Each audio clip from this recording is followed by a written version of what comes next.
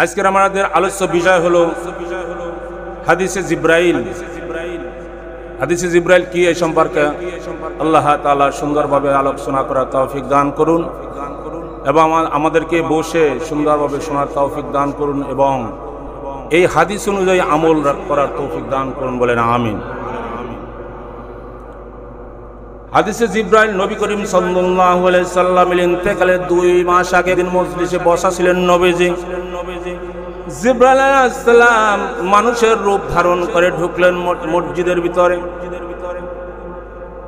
নবীজি বসা ছিলেন, নবীজির সাথে জিব্রাইল আলাইহিস সালাম এসে নামাজের হাওলাতে রানের উপরে হাত দুখানা রেখে আদবের সহিত নবীজির সামনে জিব্রাইল আলাইহিস সালাম বসলেন। বসার পরে ওখানে মজলিসে উপস্থিত অনেক সাহাবীগণ ছিলেন, কেউই তাকে চিনতে ছিল না। তার চেহারাটা ছিল ধবধবে সাদা, চুলগুলা ছিল কুচকুচে কালো। দূর থেকে জার্নি করে আসলে এমন কোন চেহারার মধ্যে ছাপ পড়ে নাই। দূর থেকে কিন্তু জার্নি করে আসলে চেহারার মধ্যে কিন্তু ছাপ পড়ে, ভ্রমণের ছাপ পড়ে, কিন্তু তার ভিতরে কোনো ভ্রমণের ছাপ নাই। চেহারাটা ছিল ধবধবে সাদা, চুলগুলো ছিল কুচকুচে কালা, মানুষের রূপ ধারণ করে নবীজির সামনে এসে বললেন। নবীজির সামনে বসলেন। নবীজির সামনে বসার পরে নবীজিকে জিজ্ঞাসা করলেন, ইয়া রাসূলুল্লাহ। প্রথম প্রশ্ন ছিল জিব্রাইল আলাইহিস সালামের, ইসলাম কাকে বলে? নবীজিকে জিজ্ঞাসা করছিল। প্রশ্ন করার কারণ হলো উপস্থিত সাহাবীগণ এবং মুসলিমদেরকে দিন শিক্ষা দেওয়া। নবীজি বললেন 5টা জিনিসের নাম ইসলাম।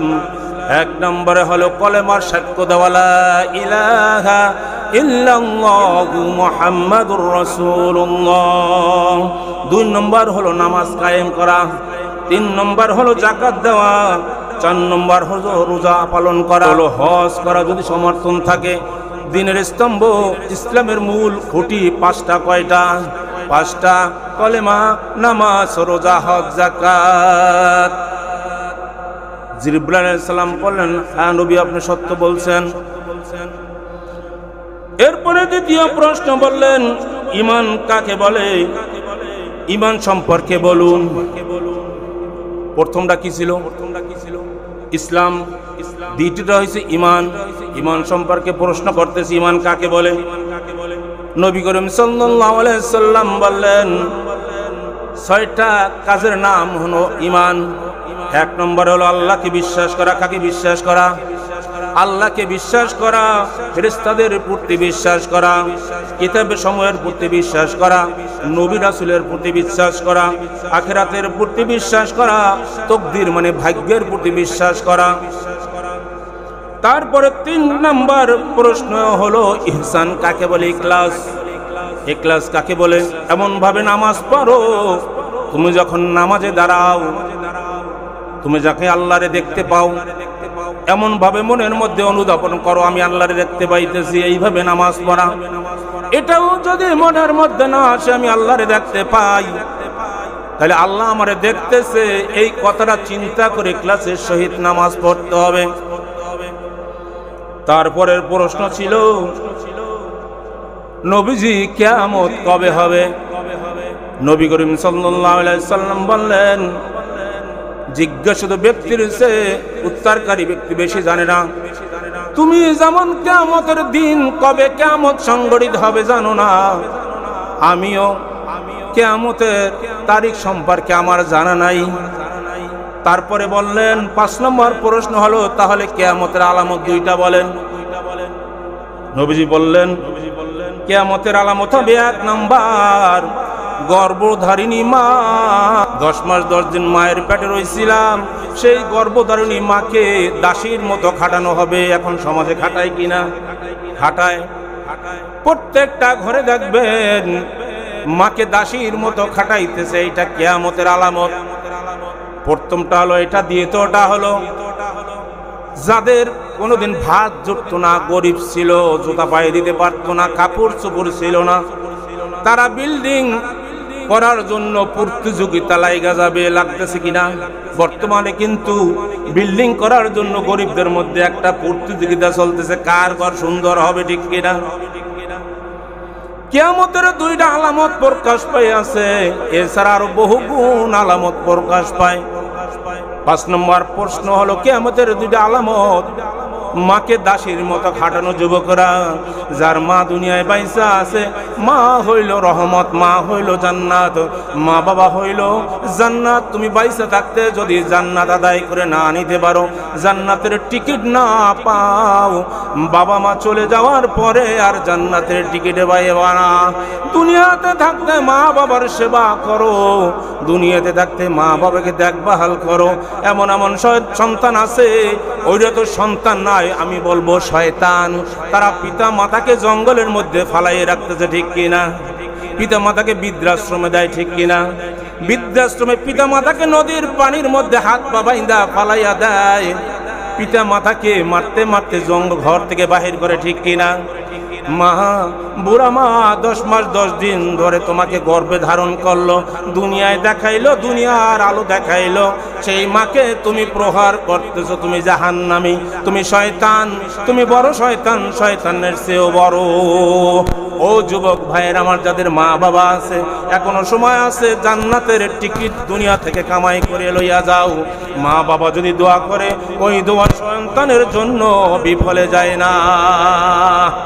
আব্দুল কাদের জিলানী 1 গ্লাস পানি নিয়ে সারা রাত্র মায়ের শিহরে দাঁড়াইয়াছিল। এক মায়ের একটা দোয়ার কারণে আব্দুল কাদের জিলানী আউলিয়া হয়ে গেল, ঠিক কিনা? সেই জন্য কিয়ামতের আলামত প্রকাশ পায় গেছে, যে কোনো সময় কিয়ামত সংঘটিত হতে পারে।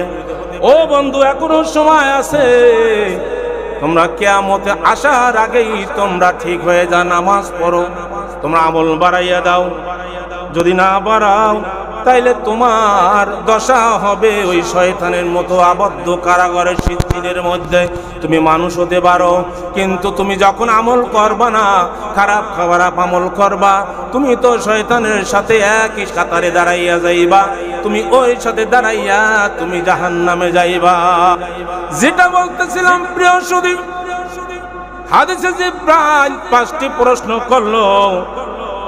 সূরা ফাতিহাকে যেমন বলা হয় উম্মুল কোরআন, কোরআনের জননী বলা হয় সূরা ফাতিহাকে, আর আমাদের যে এই 5টা প্রশ্ন, প্রথম যে প্রশ্নটা হলো কলেমা, নামাজ, রোজা, হজ, যাকাত, এইটা হলো হাদিসের মধ্যে উম্মুল হাদিস, মানে হাদিসের জননী। এই 5টা কথার উপরে ইসলাম দাঁড়ায় রয়েছে। কোন লোক যদি লা ইলাহা ইল্লাল্লাহু মুহাম্মাদুর রাসূলুল্লাহ সাক্ষ্য না দেয়, সে আর মুসলমান হবে না। হবে নাকি? আপনি লা ইলাহা ইল্লাল্লাহ মুহাম্মাদুর রাসূলুল্লাহ বললেন না, আপনি আর মুসলমানের মধ্যে নাই। তোমাকে সাক্ষ্য দিতে হবে লা ইলাহা ইল্লাল্লাহু মুহাম্মাদুর রাসূলুল্লাহ। লা মানে নাই, ইলাহা মানে মাবুদ, ইল্লাল্লাহ মানে আল্লাহ ছাড়া, মুহাম্মাদুর রাসূলুল্লাহ একমাত্র প্রেরিত রাসূল। তুমি মনে প্রাণে বিশ্বাস করবা, তাইলেই তুমি মুসলমান হইবা। হিন্দুরা কিন্তু এই কথা বিশ্বাস করে না, করে নাকি? এই জন্যই ওরা মুশরিক, আর মুশরিকের স্থান হলো জাহান্নাম।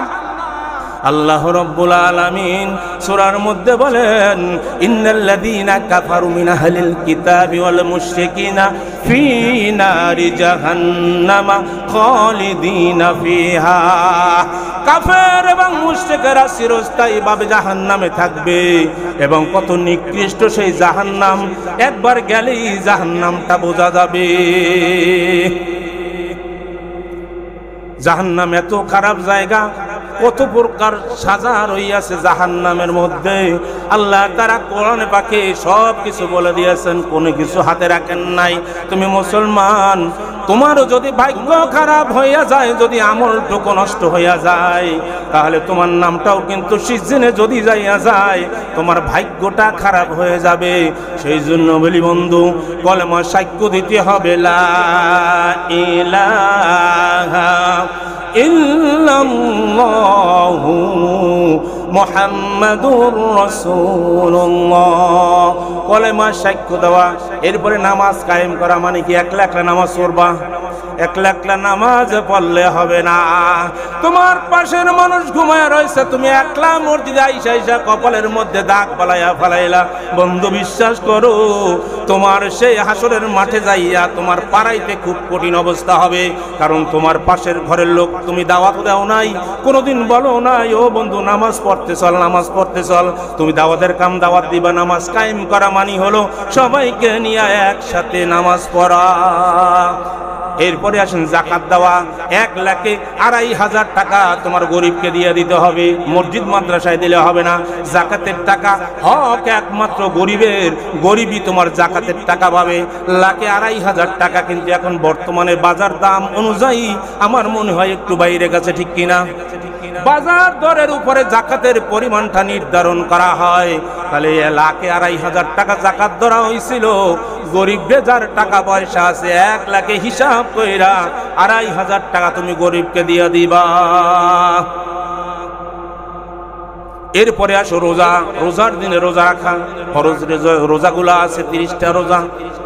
রোজার কোনো খবর নাই। মুসলমানি রোজার দিনে চার দোকানের চারপাশে বেড়া দিয়ে কাপড় টানাইয়া দেয়, ভিতরে কি খায়? চা খায়, বিড়ি টানে। ও মরার কথা একবারও চিন্তা করে না। রোজা ওর উপরে ফরজ করা হইল, কিন্তু সে রোজা পালন করলো না। হজ ফরজ তরফ করে দিল। একবারও চিন্তা করেন আল্লাহ তাআলা আমারে কেন পাঠাইলো দুনিয়াতে? 30টা রোজা আমার জন্য কেন ফরজ করলো? কিসের জন্য ফরজ করলো? একবারও চিন্তা করে না। ও বন্ধু, রোজা পালন করিও। যদি তোমাকে জান্নাতে যাইতে হয় 5টা জিনিস পুঙ্খানুপুঙ্খানুভাবে তোমাকে পালন করতে হবে। তারপর আছে হজ। হজ গরিবের জন্য ফরজ নয়, কারণ যার টাকা পয়সা নাই তার জন্য হজ ফরজ নয়। যার টাকা পয়সা আছে তার জন্য হজ ফরজ। এটা দিয়ে গরিব মাপ পাইছে, আমি এটা দিয়ে মাপ পাইলাম নাকি? মাপ তো পাই না, আফসোস করো। কাবা গৃহ এমন একটা আল্লাহর ঘর, ওখানে গেলে পরে তোমার মনটা পরিবর্তন হয়ে যায়, তোমার দিলটা পরিবর্তন হয়ে যায়, চোখের পানি অটোমেটিক চলে আসে, তোমার কাদা লাগবে না। কাবা ঘরটা চোখে যখন দেখবা, আল্লাহর ঘর যখন তুমি যাইয়া চোখের দৃষ্টিতে সামনাসামনি কাবা ঘরটা দেখবা, তোমার মনটা পরিবর্তন হয়ে যায়। কাবার দিকে তাকানোর সাথে সাথে চেহারা থেকে চোখ থেকে পানি চলে আসে। একটা জিনিস লক্ষ্য করো, যদি বাংলাদেশে যদি কোনো মহিলা চলে যায়, মনের মধ্যে যতই বড় হুজুর হোক না কেন, মনের মধ্যে কিছু খারাপ উদাহরণ আসতেই পারে, ঠিক কিনা? হজ কাবার ঘর, আল্লাহর ঘরের সামনে মহিলা পুরুষ একসাথে তাওয়াফ করতেছে, ঘুরতেছে কিনা? একটা লোকের মনের মধ্যেও কোনো কুধারণা আসে না। কারণ হলো শয়তান ওই বাউন্ডারির মধ্যে প্রবেশ করতে পারে না। বলেন সুবহানাল্লাহ। হাদিসে জিবরাইল নবী করিম সাল্লাল্লাহু আলাইহি সাল্লামের ইন্তেকালের 2 মাস আগে, 11 হিজরির 2 মাস আগে আরাফাতের ময়দানে বিদায় হজের সময় কোরআন শরীফের সর্বশেষ একখানা আয়াত নাজিল হয়। এই আয়াতখানাই শেষ, এরপরে আর কোনো আয়াত নাজিল হয় নাই। সূরা মাইদার 3 নম্বর আয়াত আল্লাহ তাআলা বলেন, আল ইয়াউমা আকমালতু লাকুম দীনাকুম, আমি তোমাদের জন্য দিনকে সম্পূর্ণ করে দিলাম। ওয়া আতমামতু আলাইকুম নি'মাতি, আমি তোমাদের জন্য নিয়ামতকে পরিপূর্ণ করে দিলাম। ওয়ারাদিতু লাকুমুল ইসলাম দীনা, দিন হিসাবে ইসলামকে পছন্দ করলাম। আল্লাহ রাব্বুল আলামিন বলেন, তোমাদের জন্য দিনকে পরিপূর্ণ করে দিলাম, তোমাদের প্রতি রহমত বরকত পরিপূর্ণ করে দিলাম, ইসলামকে দিন হিসাবে পছন্দ করলাম। দুনিয়াতে 800 কোটি মানুষ আছে। এই 800 কোটি মানুষের মধ্যে 10,000 ধর্ম। কয় হাজার ধর্ম? কথা বলে না, কয় হাজার ধর্ম? 10,000 ধর্ম। মানুষ কত? 800 কোটি মানুষ কত? 800 কোটির মধ্যে 10,000 ধর্ম। 10,000 ধর্মের মধ্যে আল্লাহ রাব্বুল আলামিন ইসলামকে একমাত্র মনোনীত ধর্ম হিসাবে আমাদের জন্য পাঠাইলেন। বলেন সুবহানাল্লাহ। এরপরে আরেক নিয়ামত আছে আমাদের নবীজি, নবী করিম সাল্লাল্লাহু আলাইহি সাল্লামকে আমরা নিয়ামত হিসাবে পেয়েছি। এই যে উম্মতে মুহাম্মাদি, উম্মতে মুহাম্মাদের এতই মূল্য, আমরা আমাদের নিজেদের মূল্য দিতে জানি না। আমরা নিজেদের মানুষ, আমরা মুসলমান, নিজেদের মূল্য নিজেরা দিতে জানি না। সব নবীর উম্মতেরা উম্মতে মুহাম্মাদি হইতে চাইছিল, কিন্তু সেই সুযোগ দেওয়া হয় নাই। আমাদের কত দাম দেখেন। একবার যদি বলে সুবহানাল্লাহ, নেকির পাল্লা অর্ধেক ভারী হয়ে যায়। একবার যদি বলে আলহামদুলিল্লাহ, নেকির পাল্লা পুরোটাই ভারী হয়ে যায়। একবার যদি বলে আল্লাহু আকবার, সবাই বলেন আল্লাহু আকবার, আসমান জমিনের মধ্যে যত খালি জায়গা আছে নেক দ্বারা পরিবর্তন হয়ে যায়। কোন নবীর উম্মতে রহমত পায় নাই, এই নিয়ামত পায় নাই, একমাত্র উম্মতে মুহাম্মাদের জন্য এই নিয়ামত প্রেরণ করা হয়েছে। এরপরে কোরআন শরীফের একটা আয়াত যদি তেলাওয়াত করা হয় মসজিদে আইসা শেখার উদ্দেশ্যে, একটা আয়াত পড়লে 30 লাখ টাকা তুমি যদি দান করে দাও, একটা আয়াত যদি তেলাওয়াত করো তোমার আমলনামায় 30 লাখ টাকা দান করলে যেই নেকি হয়, তোমার আমলনামায় 30 লাখ টাকার নেকি লেখা হয়। কত নিয়ামতের বন্ধু। কোরআনটা চিনলাম না, ক্লাসটা বসাইলাম, লোকগুলো আসলো না, বুঝবা দাওয়াত দিলাম, তুমি আজকের কোরআন পড়লা না। কোরআন তোমার যখন বিপরীতে চলে যাবে, তোমার বিরুদ্ধে সাক্ষী দেবে। আল কোরআনুল হুজ্জাতুল লাকা আলাইকা, কোরআন যখন তোমার বিপক্ষে সাক্ষী দিবে, তখন শুধু আফসোস করবা আর আফসোস করবা। হাতের কবজি পর্যন্ত মানুষ কামড়ে কামড়ে সিলিভের বেটে আরো পাবে না।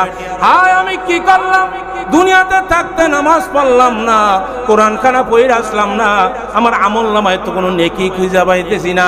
কোরআন আমার বিপক্ষে চলে গেল, কোরআন তো পক্ষে নাই, কেস তো বাইজা গেছে, উকিল নাই, তোমার কে বাঁচাইবে? কোরআনই তো উকিল ছিল। তুমি কোরআন খারাপ করো না বন্ধু, আজকের গায়ে শক্তি আছে। তোমার আল্লাহ রাব্বুল আলামিন বললেন, কোরআনের প্রথম যে আয়াতটা নাজিল হয়েছিল, ইকরা বিসমি রাব্বিকাল্লাযী খালাক, পড়ো তোমার প্রভুর নামে যিনি তোমাকে সৃষ্টি করেছেন। কিন্তু তুমি তোমার প্রভুর নামে পড়তে চাও না, কোরআনের দাওয়াত পাওয়ার পরেও কোরআন খানা পড়ো না। তুমি কিসের নেশায় আছো? এই জন্যই তো আল্লাহ রাব্বুল আলামিন বড় আফসোস কইরা বলেন, ইয়া আইয়ুহাল ইনসানু মা গররাকা বিরাব্বিকাল কারীম। ও মানুষ, কে তোরে আমার কাছ থেকে দূরে সরিয়ে রাখলো? আমার নামটাও তুই একবার নিতে পারলে না, স্মরণ করতে পারলে না, অথচ একবার আল্লাহু আকবার বলে ডাক দিলে আসমান জমিনের মধ্যে যত খালি জায়গা আছে আমি এক দ্বারা পরিবর্তন করিয়া দেই। তোর জন্য এত নিয়ামত দিলাম, তুই আমারে ডাক না দিয়া তুই কারে ডাক দাস? তোরে বিবেক দিলাম, বুদ্ধি দিলাম, ইচ্ছা স্বাধীন দিলাম, ইচ্ছা করে চলতে পারো, ইচ্ছা শক্তি দিলাম, ভালো মন্দ সব বোঝো, কিন্তু খাওয়াটা খুব ভালো বোঝো, কিন্তু তুমি একটু আমল করতে চাও না।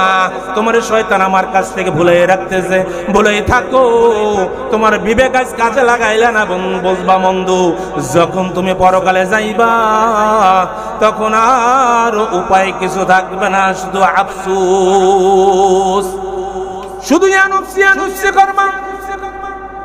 আমি বাসি, কিন্তু তোমারে বাঁচাইবে কেডা? বাঁচানোর মতো লোক নাই। তুমি তো কোরআন খানা পড়লা না, তোমারে কে বাঁচাবে? বাঁচাবার কেউ পাইবা না।